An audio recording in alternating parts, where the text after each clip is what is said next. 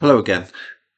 It's there's a much you could argue over-quoted line from the Hemingway book, "The Sun Also Rises," and it's the discussion is set around the Great Depression and discussion about the bankruptcy of a man's business, and he's asked, "How do you go bankrupt?" He sort of says, "Slow, then all of a sudden." Yeah. And in many ways, it's the same with states because states that fail over a long period,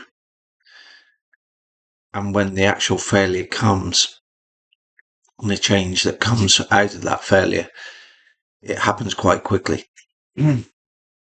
That's why I sort of used the Dostoevsky opening sort of paragraphs from book 3, or part 3 if you will, from Dostoevsky's book The Idiot, because it really looks at a state that's failing, which the book was written in the 1860s, I think early 1860s, and the Russian system was failing, the Tsarist system. There was extreme poverty, arbitrary justice, and so on and so forth. And what he was trying to portray there was nothing works, everything is failing, but you prosper by saying you followed the rules, and those rules were always very ambiguous, and the rules are what the state decide the rules are. And we're very much in that situation now, and I've made these comparisons throughout this period, throughout this series of videos. And you might recall that I've used the term a number of times, the rule of lawyers, which is essentially, you could also say, the rule of lawyers, the rule of authorities, the rule of agencies, bureaucracies, and so on and so forth. These people who sit outside of any recognizable form of accountability, that assume this extrajudicial authority, which they don't really have, but by oppressing us with the rules, we're beaten into believing that they do.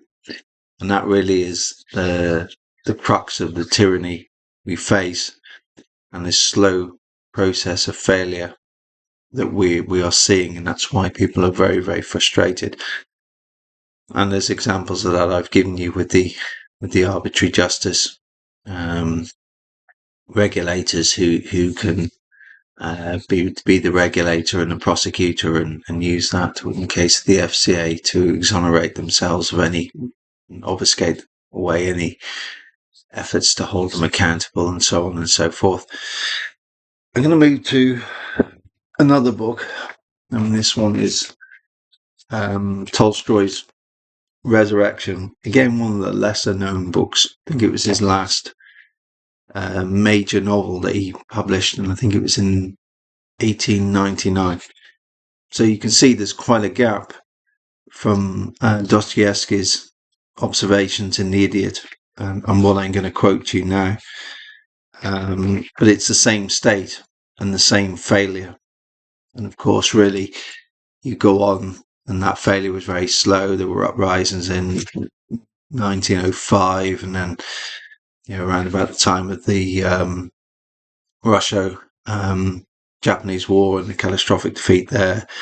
And then you roll on to the First World War and then the eventual revolution that they had. So the failure is slow, but when it comes, in the case of 1917, it unwound very fast. And I'm not saying revolutions, certainly not violent ones, are good, because they're not, because they kind of lead to new tyrannies. But I'm just alerting you to the signs of this sort of slow process of failure we've got. I mean, today it looks like Keir Starmer will sort of announce a certainly what the media are guiding, a sort of step down, the process for stepping down, and that will allow Andy Burnham to become Prime Minister. But that won't change anything. It'll just be the managed process of change, of which nothing will change.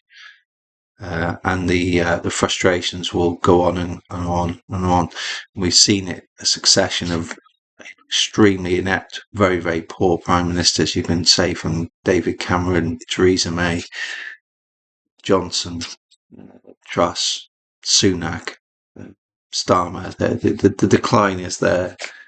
And the only way it's being held together is by sort of this sort of tyrannous rule of lawyers, of which, when I wrote Lost to the Races, it was a few months before Starmer even became Prime Minister, but it was obvious the way things were drifting. And I said, really, he's nothing more than a legal industry frontman to consolidate this process where these sort of apparatus, the rule of lawyers, the rule of agencies, the rule of bureaucrats, operates outside of the realms of Parliament and any form of accountability. And that will continue, and the frustrations will continue, and the failures will continue until we reach this final point. I don't know what this final point will be, but I'm very sure we're on the journey of it, and I'll try and give you some examples. So in this book, Resurrection, it's really more about redemption than resurrection, I would say.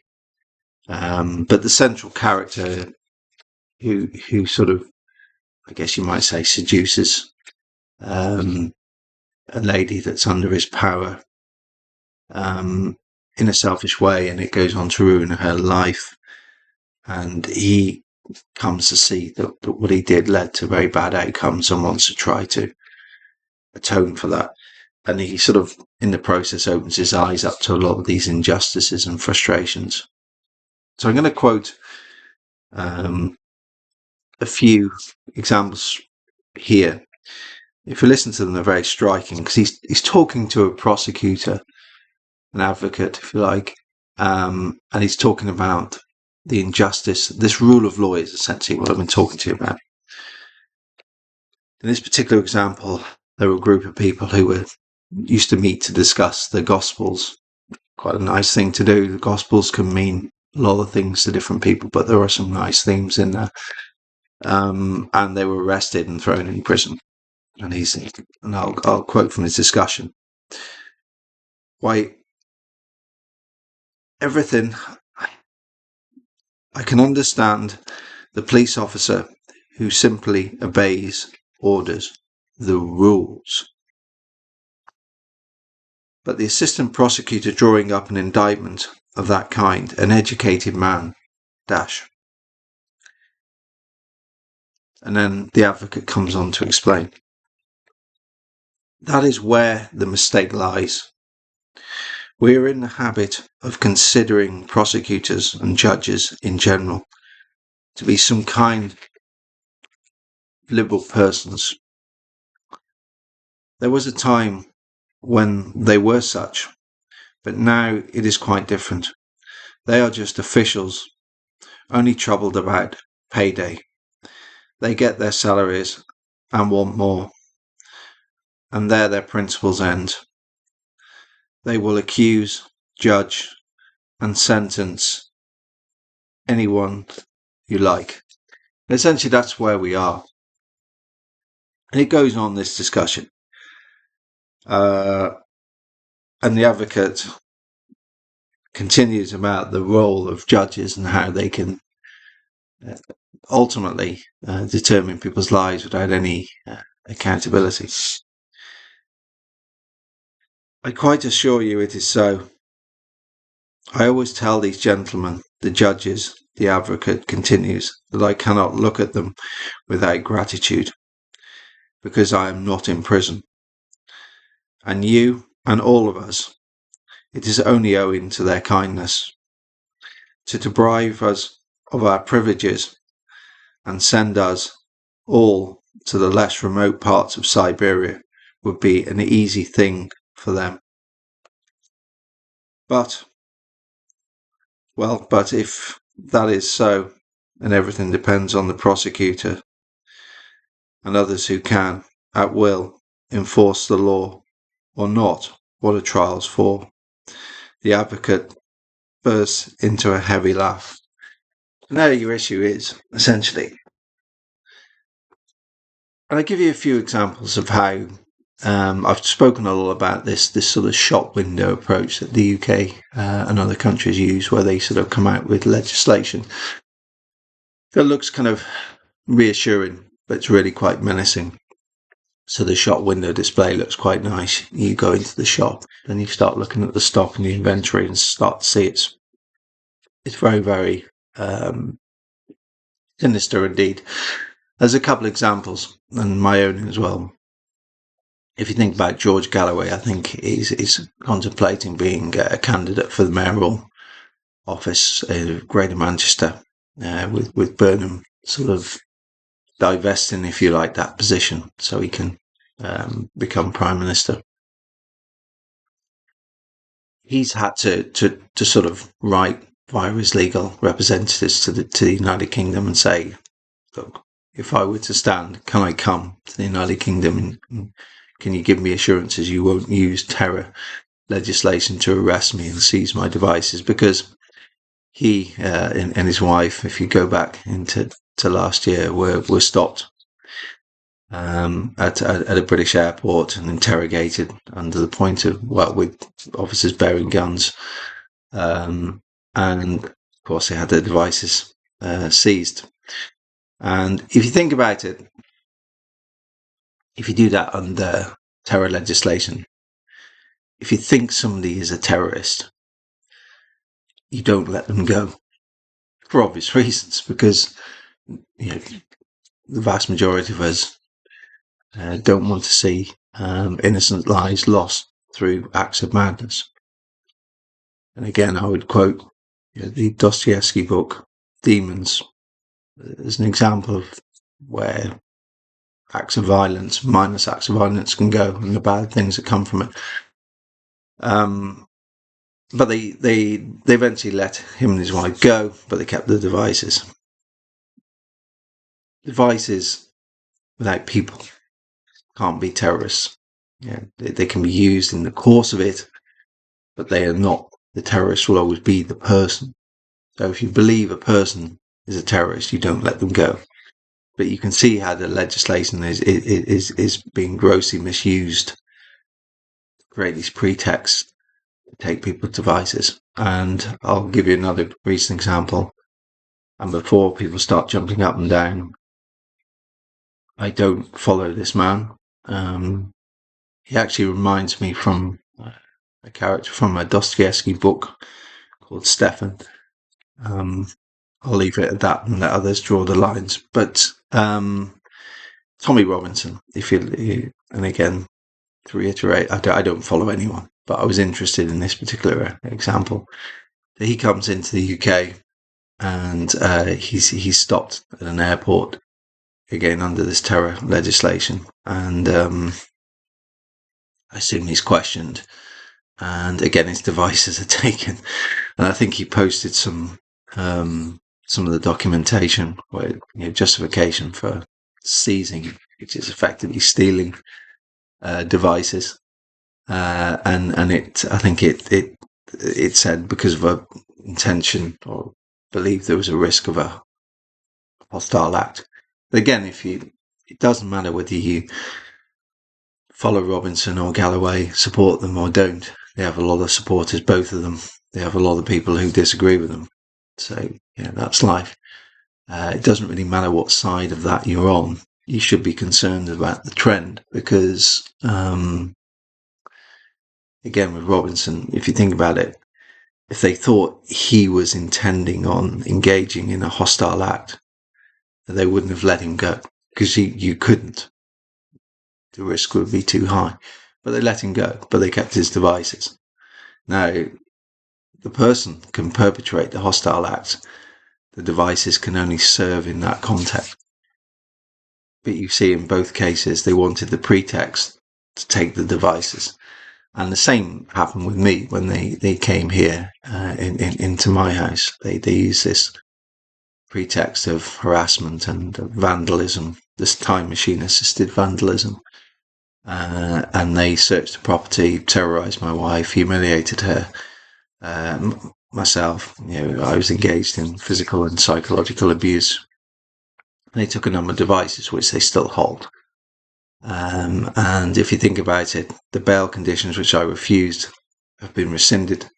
So the person I'm accused of harassing a judge that's done some extremely bad things, which we're going to come on to.